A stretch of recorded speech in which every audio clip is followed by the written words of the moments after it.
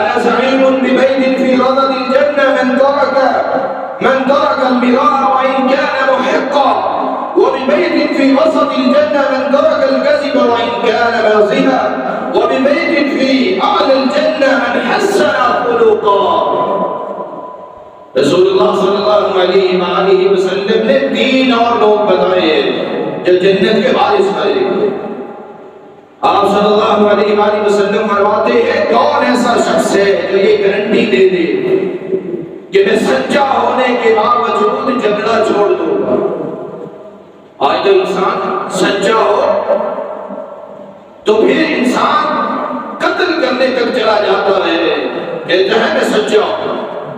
لیکن رسول اللہ صلی اللہ علیہ وسلم فرماتے ہیں جو شخص مجھے یہ گارنٹی دے دے سچا ہونے کے باوجود جھگڑا چھوڑ دے گا، لڑائی نہیں کرے گا،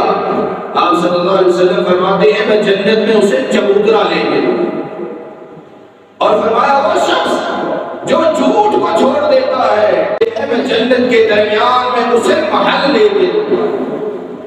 اور وہ شخص جو اپنے اخلاق کو اعلیٰ بنا دیتا ہے، اپنا اخلاق خوبصورت بنا دیتا ہے، رسول اللہ صلی اللہ علیہ وسلم فرماتے ہیں میں جنت الفردوس کے اعلیٰ